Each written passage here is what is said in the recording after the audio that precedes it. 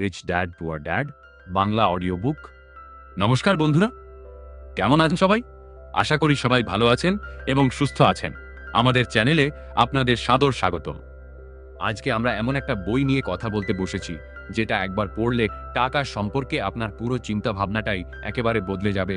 বইটার নাম হলো রিচ ড্যাড পুয়ার ড্যাড, অর্থাৎ ধনী বা গরিব বাবা। এটা লিখেছেন রবার্ট টি কিওসাকি। এই বইটা শুধু একটা বই নয়, এটা একটা জীবন বদলে দেওয়ার হাতিয়ার। সারা দুনিয়ায় কোটি কোটি মানুষ এই বইটা পড়ে তাদের আর্থিক জীবনকে সম্পূর্ণ নতুনভাবে দেখতে শিখেছেন। আর আজকে আমরা এই পুরো বইটা বাংলায় আপনাদের সামনে তুলে ধরব, অধ্যায় ধরে ধরে, বিস্তারিতভাবে, সহজ ভাষায়। তাহলে শুরু করা যাক, তাই না? মনোযোগ দিন আর শুনুন একটু মন দিয়ে। বিশ্বাস করুন, এই একটা বই আপনার জীবনের গতিপথ বদলে দিতে পারে। প্রকাশনার বিবরণ। রিচ ড্যাড পুয়ার ড্যাড বইটা প্রথমবার প্রকাশিত হয়েছিল 1997 সালে। প্রথমে এটা একটা ছোট, নিজের খরচে ছাপানো বই হিসেবে বেরিয়েছিল। লেখক নিজেই নিজের পকেটের টাকা দিয়ে মাত্র 1000 কপি ছাপিয়েছিলেন। কোনো বড় প্রকাশনা সংস্থা তখন এই বই ছাপাতে রাজি হয়নি। কিন্তু মুখে মুখে এই বইয়ের কথা ছড়িয়ে পড়তে পড়তে এটা দুনিয়ার সবচেয়ে বেশি বিক্রি হওয়া পার্সোনাল ফাইন্যান্স বইগুলোর মধ্যে একটি হয়ে যায়। প্রকাশের পর থেকে এখন পর্যন্ত এই বইটা বিশ্বের 51টিরও বেশি ভাষায় অনুবাদ হয়েছে এবং 109টিরও বেশি দেশে বিক্রি হয়েছে। বিক্রির সংখ্যা ছাড়িয়ে গেছে 4,50,00,000-এরও বেশি copy. New York Times bestseller তালিকায় এই বই টানা 6 বছরেরও বেশি সময় ধরেছিল, যেটা সত্যি অবিশ্বাস্য একটা ব্যাপার। লেখকের পরিচয় ও জীবন। রবার্ট টি কিওসাকি, এই নামটা যদি আপনি পার্সোনাল ফাইন্যান্সের দুনিয়ায় একটু খোঁজ করেন তাহলে বারবার শুনতে পাবেন। তিনি জন্মেছিলেন 1947 সালের 8ই এপ্রিল আমেরিকার হাওয়াই রাজ্যে। তার বাবা ছিলেন একজন সরকারি স্কুলের শিক্ষক, খুবই শিক্ষিত, স্নেহময়, কঠোর পরিশ্রমী, কিন্তু সারা জীবন টাকার টানাটানিতে ছিলেন। এই বাবাকেই তিনি বইতে পুয়ার ড্যাড বা গরিব বাবা বলে উল্লেখ করেছেন। আর তার বন্ধু মাইকেল বাবা, যিনি বেশি পড়াশোনা না করেও হাওয়াইয়ের সবচেয়ে ধনী মানুষদের মধ্যে একজন হয়েছিলেন, তাকেই তিনি রিচ ড্যাড বা ধনী বাবা বলেছেন। রবার্ট কিওসাকি মার্কিন নৌবাহিনীতে চাকরি করেছেন, ভিয়েতনাম যুদ্ধেও অংশ নিয়েছেন। পরে তিনি ব্যবসা শুরু করেন এবং প্রথম দিকে ব্যর্থ হয়েছিলেন, কিন্তু সেই ব্যর্থতা থেকে শিক্ষা নিয়ে তিনি আবার উঠে দাঁড়িয়েছেন এবং একজন সফল বিনিয়োগকারী ও উদ্যোক্তা হিসেবে নিজেকে প্রতিষ্ঠিত করেছেন। তার স্ত্রী কিম কিওসাকিও একজন সফল ব্যবসায়ী এবং লেখক। তারা মিলে ক্যাশফ্লো টেকনোলজিস প্রতিষ্ঠা করেছেন, যেটার মাধ্যমে তারা সারা পৃথিবীর মানুষকে আর্থিক শিক্ষা দিয়ে থাকেন। মজাদার তথ্য ও ট্রিভিয়া। 1, এই বইটা শুরুতে কোনো বড় প্রকাশনা সংস্থা ছাপতে রাজি হয়নি। রবার্ট কিওসাকি নিজেই 1997 সালে মাত্র 1000 কপি ছাপিয়েছিলেন নিজের পকেটের টাকায়। 2, বইয়ের রিচ ড্যাড চরিত্রটি বাস্তব না, কাল্পনিক। এই নিয়ে অনেক বছর ধরে বিতর্ক ছিল। পরে জানা গেছে এটি একটি কম্পোজিট চরিত্র, মানে একাধিক মানুষের বৈশিষ্ট্য মিলিয়ে তৈরি করা। 3, বিখ্যাত টেলিভিশন উপস্থাপিকা ওপরা উইনফ্রে এই বইটাকে তাঁর শোতে প্রচার করেছিলেন, যার ফলে বিক্রি হঠাৎ করেই আকাশচুম্বী হয়ে যায়। 4, রবার্ট কিওসাকি ক্যাশফ্লো 1 ও 1 নামে একটি বোর্ড গেম তৈরি করেছেন, যেটা দিয়ে মানুষ খেলার ছলেই বিনিয়োগের পাঠ নিতে পারেন। 5, পৃথিবীর অনেক বড় বড় ধনকুবের ও সফল বিনিয়োগকারী এই বইটাকে তাদের জীবন বদলে দেওয়া বই বলে উল্লেখ করেছেন। 6, এই বইটা প্রথমে শুধু ক্যাশফ্লো বোর্ড গেমের সাথে একটা গাইড বুক হিসেবে দেওয়ার কথা ছিল, পরে এটাই আলাদা বই হয়ে যায়। বইটি কেন এত বিখ্যাত? বন্ধুরা, এই বইটা এত বিখ্যাত কেন জানেন? কারণ এই বই আমাদের সেই কথাগুলো বলে যেগুলো স্কুল কলেজে কখনো শেখানো হয় না। আমরা ছোটবেলা থেকে শিখি, ভালো করে পড়াশোনা করো, ভালো চাকরি পাও, মাসে মাসে বেতন নাও, কিছুটা সঞ্চয় করো, আর অবসরে গিয়ে শান্তিতে থাকো। এটাকেই আমরা সফল জীবন বলে মনে করি। কিন্তু এই বই বলে এই চিন্তাধারাটাই আপনাকে সারা জীবন টাকার দাস করে রাখবে। এই বই শেখায় কিভাবে টাকা আপনার হয়ে কাজ করবে, কিভাবে সম্পদ বা অ্যাসেট তৈরি করতে হয়, কিভাবে আর্থিক স্বাধীনতা পাওয়া যায়। এই ধারণাগুলো এত সহজ ভাষায় বলা হয়েছে যে যেকোনো সাধারণ মানুষও বুঝতে পারেন। আর সেটাই এই বইয়ের জনপ্রিয়তার সবচেয়ে বড় কারণ। এই বই আমাদের প্রজন্মকে কি শেখায়? আজকের প্রজন্মের জন্য এই বই অত্যন্ত প্রাসঙ্গিক। আমরা এখন এমন একটা সময়ে আছি যেখানে চাকরির নিরাপত্তা আগের মতো নেই, বেকারত্ব বাড়ছে, জিনিসপত্রের দাম বাড়ছে, আর মানুষ বুঝতে পারছেন না কোথায় টাকা রাখলে তা বাড়বে। এই বই শেখায় শুধু আয় করলেই হবে না, আয় করা টাকাকে কিভাবে কাজে লাগাতে হয় সেটা জানতে হবে। শেখায় চাকরি করা ও নিজের ব্যবসা করার মধ্যে মূল পার্থক্যটা কোথায়। শেখায় কর বা ট্যাক্স সম্পর্কে সচেতন হতে এবং ধনীরা কিভাবে বৈধভাবে কম কর দেন। শেখায় অ্যাসেট ও লায়াবিলিটির মধ্যে পার্থক্য ঠিক কোথায়। আর সবচেয়ে বড় কথা, শেখায় কিভাবে আর্থিক স্বাধীনতা অর্জন করতে হয়। এই বই দিয়ে কিভাবে সম্পদ ও অর্থ অর্জন করবেন। এই বইয়ের শিক্ষা কাজে লাগাতে হলে সবার আগে নিজের মানসিকতাটা বদলাতে হবে। চাকরি একমাত্র নিরাপত্তা, এই ধারণাটা থেকে বের হয়ে আসতে হবে। এরপর প্রতি মাসে আয়ের একটা নির্দিষ্ট অংশ অ্যাসেট কিনতে ব্যবহার করুন। ধীরে ধীরে এমন একটা পোর্টফোলিও তৈরি করুন যেখান থেকে প্যাসিভ ইনকাম আসতে থাকে। আর যেদিন আপনার প্যাসিভ ইনকাম আপনার মাসিক খরচের চেয়ে বেশি হয়ে যাবে, সেদিনই আপনি আর্থিকভাবে স্বাধীন। একটা সহজ উদাহরণ দিই। ধরুন আপনি প্রতি মাসে 30,000 টাকা আয় করেন। এর মধ্যে 5,000 টাকা আলাদা করে রাখুন। সেটা দিয়ে ধীরে ধীরে শেয়ার কিনুন, বা একটা ছোট জায়গা ভাড়া দিন, বা কোনো ব্যবসায় বিনিয়োগ করুন। বছরের পর বছর এই কাজটা করতে থাকলে একদিন দেখবেন চাকরি না করলেও আপনার ইনকাম আসছে। এটাই হলো রিচ ড্যাড পুয়ার ড্যাডের মূল শিক্ষা। অধ্যায় ভিত্তিক বিস্তারিত আলোচনা। এখন আমরা বইটার প্রতিটা অধ্যায় বিস্তারিতভাবে আলোচনা করব। প্রতিটা অধ্যায়ে লেখক কি বলেছেন, তার মূল শিক্ষা কি, এবং বাস্তব জীবনে এটা কিভাবে কাজে লাগানো যায় সব বলবো। তাহলে শুরু করা যাক প্রথম অধ্যায় থেকে। অধ্যায় 1, ধনী বাবা, গরিব বাবা। এই প্রথম অধ্যায়েই লেখক আমাদের সাথে তার দুই বাবার গল্প শেয়ার করেন। একজন হলেন তার আসল বাবা, একজন উচ্চশিক্ষিত সরকারি কর্মকর্তা, যিনি সারা জীবন কঠোর পরিশ্রম করেছেন কিন্তু কখনো আর্থিক স্বাধীনতা পাননি। আর অন্যজন হলেন তার বন্ধু মাইকেলের বাবা, যিনি মাত্র 8ম শ্রেণী পর্যন্ত পড়েছেন কিন্তু হাওয়াইয়ের অন্যতম ধনী ব্যক্তি হয়েছেন। এই দুই বাবার টাকা নিয়ে দর্শন ছিল সম্পূর্ণ আলাদা। গরিব বাবা সবসময় বলতেন, আমরা এটা কিনতে পারবো না, টাকা নেই। আর ধনী বাবা বলতেন, আমি কিভাবে এটা কিনতে পারি সেটা বের করো। একজন সমস্যা দেখে থেমে যেতেন, অন্যজন সমস্যাকে একটি প্রশ্নে পরিণত করতেন। এই ছোট্ট মানসিক পার্থক্যটাই জীবনে বিশাল ফলাফল তৈরি করে। আমাদের পাড়ার কাকুর কথা ভাবুন, যিনি সারা জীবন বলেছেন আমার কপালে নেই, আর যিনি বলেছেন চেষ্টা করে দেখি না কেন। এই দুজনের জীবন কিন্তু আলাদা হয়েই যায়। লেখক এখানে মূলত বলতে চেয়েছেন, আমাদের টাকা নিয়ে চিন্তার ধরনটাই নির্ধারণ করে আমরা ধনী হব কি গরিব থাকব। অধ্যায় 2, ধনীরা কেন টাকার জন্য কাজ করে না। এই অধ্যায়ে লেখক একটা অসাধারণ দর্শন তুলে ধরেছেন। বেশিরভাগ মানুষ সারা জীবন টাকার জন্য কাজ করে যান। সকালে উঠে অফিসে যান, মাসের শেষে বেতন পান, সেই বেতন দিয়ে বিল দেন আর বাজার করেন, তারপর আবার পরের মাসের বেতনের অপেক্ষা করেন। এই চক্রকে লেখক বলেছেন র্যাট রেস বা ইঁদুর দৌড়। আপনি যত দ্রুতই দৌড়ান না কেন, এই চক্র থেকে কোনোভাবেই বের হতে পারবেন না। ধনীরা কিন্তু এভাবে কাজ করেন না। তারা টাকাকে নিজেদের হয়ে কাজ করতে শেখান। লেখক বলেন, ভয় এবং লোভ, এই দুটো আবেগই মানুষকে এই র্যাট রেসে আটকে রাখে। ভয় হলো টাকা না থাকলে কি হবে, তাই কাজ করতেই থাকি। লোভ হলো আরও একটু বেশি বেতন পেলে সুখী হব। এই দুটো আবেগ কাটিয়ে উঠতে পারলেই মানুষ নতুনভাবে ভাবতে পারে। তরুণ রবার্ট যখন ধনী বাবার কাছে কাজ করতে গেলেন এবং মাত্র 10 সেন্ট ঘন্টায় মজুরি পেয়ে রাগ করলেন, তখন ধনী বাবা বললেন, এই রাগটাকেই কাজে লাগাও, এই রাগই তোমাকে সামনে এগিয়ে নিয়ে যাবে। এই কথাটা ভাবুন একটু। রাগ বা অসন্তুষ্টি যদি সঠিকভাবে কাজে লাগানো যায়, সেটাই হয়ে ওঠে পরিবর্তনের ইন্ধন। অধ্যায় 3, কেন আর্থিক সাক্ষরতা শেখানো হয় না।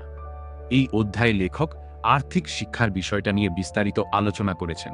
তিনি বলেছেন, আমাদের স্কুল কলেজ আমাদের ডাক্তার, ইঞ্জিনিয়ার, উকিল বানাতে পারে, কিন্তু টাকা সম্পর্কে কার্যকর জ্ঞান দিতে পারে না। এই কারণে অনেক উচ্চ শিক্ষিত মানুষও সারা জীবন আর্থিক টানাটানিতে পড়েন। এই অধ্যায়ে লেখক অ্যাসেট ও লায়াবিলিটির সংজ্ঞা সবচেয়ে সহজ ভাষায় বলেছেন। অ্যাসেট বা সম্পদ হলো সেটা যেটা আপনার পকেটে টাকা ঢোকায়, আর লায়াবিলিটি বা দায় হলো সেটা যেটা আপনার পকেট থেকে টাকা বের করে নিয়ে যায়। আমাদের বাংলায় অনেকে মনে করেন বাড়ি কেনা মানেই সম্পদ তৈরি করা, কিন্তু লেখক বলেন যদি সেই বাড়ি থেকে আপনার কাছে টাকা আসে, যেমন ভাড়া, তাহলে সেটা অ্যাসেট। কিন্তু যদি প্রতি মাসে আপনার ব্যাংক লোনের কিস্তি দিতে হয়, তাহলে সেটা লায়াবিলিটি। ধরুন দক্ষিণ কলকাতায় একটা ফ্ল্যাট কিনলেন, যদি ভাড়া দেন এবং সেই ভাড়া ইএমআই এর চেয়ে বেশি হয়, তাহলেই সেটা অ্যাসেট, নইলে সেটা আপনার পকেট খালি করছে প্রতি মাসে। এই সহজ কিন্তু গভীর কথাটাই মানুষের আর্থিক জীবন বদলে দিতে পারে। অধ্যায় 4, নিজের ব্যবসায় মনোযোগ দাও। এই অধ্যায়ে লেখক চাকরি ও ব্যবসার মধ্যে একটা গুরুত্বপূর্ণ পার্থক্য তুলে ধরেছেন। তিনি বলেছেন, চাকরি করা মানে অন্য কারো ব্যবসা বড় করা, আপনি টাটার কোনো কোম্পানিতে কাজ করলে আপনি টাটাকে ধনী করছেন, নিজেকে নয়। তার মানে এই নয় যে চাকরি ছেড়ে দিন। লেখক বলেন চাকরি করুন, কিন্তু সেই সময়ে নিজের অ্যাসেট তৈরি করতে থাকুন। ধরুন আপনি চাকরি করছেন, কিন্তু পাশাপাশি একটা ছোট ব্যবসা শুরু করলেন, বা শেয়ার বাজারে বিনিয়োগ করলেন, বা কোনো জায়গা ভাড়া দিলেন। এই নিজের ব্যবসা মানে হলো আপনার নিজের অ্যাসেট কলাম তৈরি করা। যতদিন না আপনার অ্যাসেট কলাম এত বড় হয় যে সেখান থেকে আসা আয় দিয়ে আপনার জীবন চলে, ততদিন চাকরি করুন, কিন্তু সমান্তরালভাবে অ্যাসেট বাড়াতে থাকুন। কলকাতার প্রেক্ষাপটে বলতে পারি, আপনি নিউটাউনে চাকরি করছেন, কিন্তু পাশাপাশি গড়িয়াহাটে একটা ছোট দোকান ঘর কিনে ভাড়া দিলেন। এটাই হলো মাইন্ড ইউর ওন বিজনেস। অধ্যায় 5, ট্যাক্স ও কর্পোরেশনের ইতিহাস। এই অধ্যায়টা অনেক মানুষের কাছে নতুন এবং চমকপ্রদ। লেখক বলেছেন, ট্যাক্স মূলত শুরু হয়েছিল ধনীদের কাছ থেকে টাকা নেওয়ার জন্য, কিন্তু ধনীরা চালাক। তারা কর্পোরেশনের মাধ্যমে এমন ব্যবস্থা তৈরি করেছে যে তার বৈধভাবে কম কর দেয়, আর মধ্যবিত্ত ও নিম্নবিত্ত শ্রেণীকেই সবচেয়ে বেশি কর দিতে হয়। একজন চাকরিজীবী প্রথমে কর দেন, তারপর বাকি টাকা খরচ করেন, কিন্তু একটি কর্পোরেশন প্রথমে খরচ করে, তারপর যা বাঁচে তার উপর কর দেয়। এই পার্থক্যটা অনেক বড়। ধরুন একজন সরকারি চাকুরে প্রতি মাসে 50,000 টাকা বেতন পান, তার আয়কর কেটে নেওয়া হয় আগে। কিন্তু একটি ছোট কোম্পানির মালিক তার গাড়ির খরচ, ফোনের বিল, অফিসের ভাড়া এগুলো ব্যবসায়িক খরচ হিসেবে দেখিয়ে কর কমাতে পারেন। এই জ্ঞানটাই আর্থিক বুদ্ধিমত্তার একটা বড় অংশ। অধ্যায় 6, ধনীরা টাকা বানায়। এই অধ্যায়ে লেখক বলেছেন, ধনীরা শুধু টাকা আয় করে না, তারা টাকা তৈরি করে। এর মানে হলো তারা সুযোগ খোঁজে এমন জায়গায় যেখানে অন্যরা শুধু সমস্যা দেখে। উদাহরণ হিসেবে বলা যায়, কোনো এলাকায় জমির দাম কম, সবাই মনে করছে ওখানে কিছু হবে না, কিন্তু বুদ্ধিমান বিনিয়োগকারী দেখছেন যে সেই এলাকায় ভবিষ্যতে একটা মেট্রো স্টেশন হবে বা বড় বাজার হবে, তখনই তিনি কিনে রাখেন। কলকাতার নিউটাউন বা রাজারহাটের কথাই ভাবুন। যারা 10-20 বছর আগে সেখানে জমি কিনেছিলেন, তারা আজ কোথায়? লেখক বলেন, আর্থিক বুদ্ধিমত্তা হলো 4টি জিনিসের সমন্বয়: অ্যাকাউন্টিং জানা, বিনিয়োগ বোঝা, আইন সম্পর্কে ধারণা রাখা এবং বাজার বোঝা। এই 4টি জ্ঞান মিলিয়েই তৈরি হয় সেই বুদ্ধিমত্তা যা দিয়ে ধনীরা সুযোগ চিনতে পারেন যেখানে অন্যরা পারেন না। অধ্যায় 7, শেখার জন্য কাজ করো, টাকার জন্য নয়। এই অধ্যায়ে লেখক একটা অসাধারণ পরামর্শ দিয়েছেন, যা প্রথম শুনলে হয়তো অদ্ভুত মনে হবে। তিনি বলেছেন, শুধু বেশি বেতনের চাকরির পিছনে ছুটবেন না, বরং এমন কাজ করুন যেখান থেকে শেখার সুযোগ আছে। তিনি বলেছেন, একজন মানুষ যদি সেলস শেখে, অ্যাকাউন্টিং শেখে, ম্যানেজমেন্ট শেখে এবং মানুষের সাথে কথা বলার দক্ষতা অর্জন করে, তাহলে সে যে কোনো পরিস্থিতিতে টিকে থাকতে পারবে।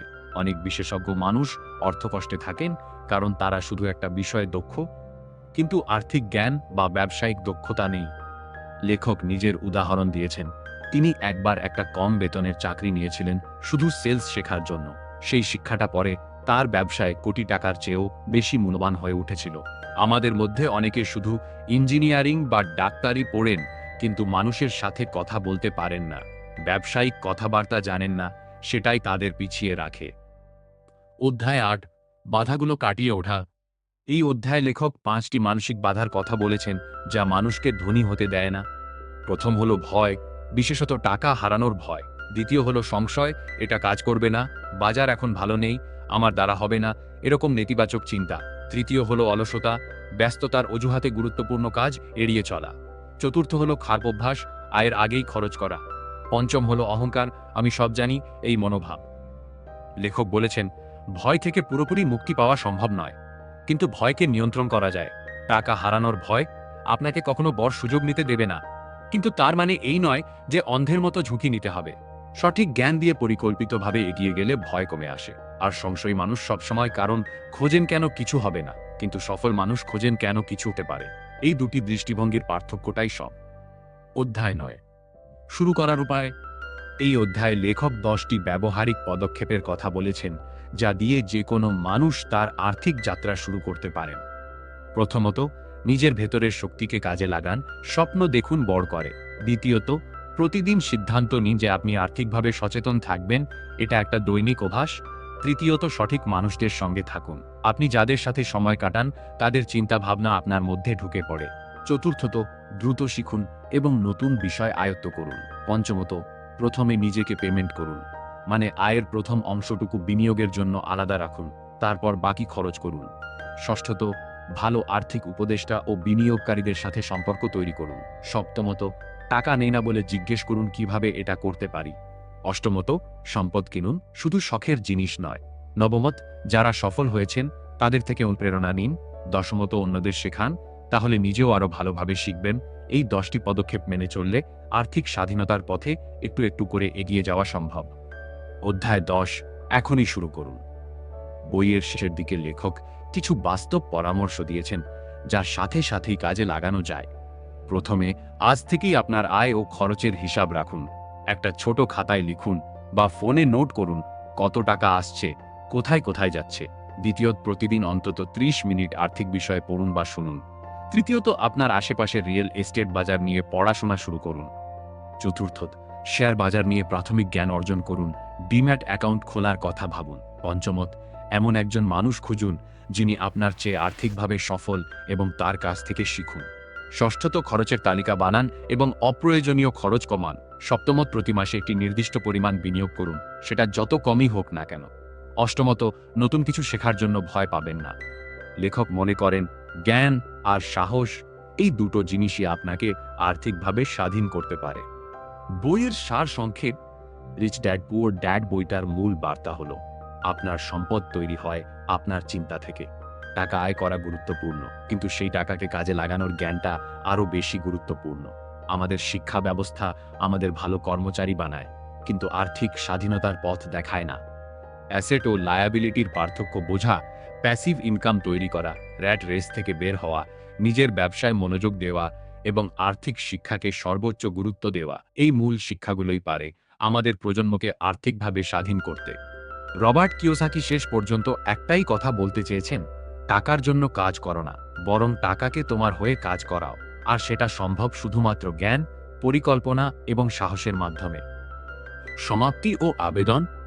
বন্ধুরা, আমরা আজকে রিচ ড্যাড পুয়ার ড্যাড বইটার সম্পূর্ণ অডিও বুক উপস্থাপন করলাম। আশা করি এই বইয়ের প্রতিটা অধ্যায়ের কথা আপনার কাছে স্পষ্ট হয়েছে এবং এই জ্ঞানগুলো আপনার বাস্তব জীবনে কাজে লাগাতে পারবেন। মনে রাখবেন, জ্ঞানই সবচেয়ে বড় সম্পদ। আজকে যা শুনলেন সেটা শুধু শুনে রাখলেই হবে না, জীবনে প্রয়োগ করতে হবে। ছোট ছোট পদক্ষেপ নিন, কিন্তু শুরু করুন আজই, কারণ সঠিক সময় বলে কিছু হয় না, সঠিক সময় হলো এখনই। যদি এই ভিডিওটা আপনার ভালো লেগে থাকে তাহলে অবশ্যই একটা লাইক দিন, এটা আমাদের আরও এই ধরনের কন্টেন্ট তৈরি করতে অনুপ্রাণিত করে। আর যদি চান যে আপনার বন্ধু, পরিবার ও প্রিয়জনরাও এই জ্ঞান পান, তাহলে এই ভিডিওটা তাদের সাথে শেয়ার করুন। একটা শেয়ার হয়তো কারো জীবন বদলে দিতে পারে। এবং অবশ্যই আমাদের চ্যানেলটি সাবস্ক্রাইব করুন এবং বেল আইকনটি প্রেস করুন, যাতে পরবর্তী অডিও বুক ও আর্থিক শিক্ষামূলক ভিডিওগুলোর নোটিফিকেশন সবার আগে পান। আজকের জন্য এটুকুই। অনেক ভালো থাকবেন, সুস্থ থাকবেন এবং স্বপ্ন দেখতে থাকুন। আবার দেখা হবে পরের ভিডিওতে। নমস্কার।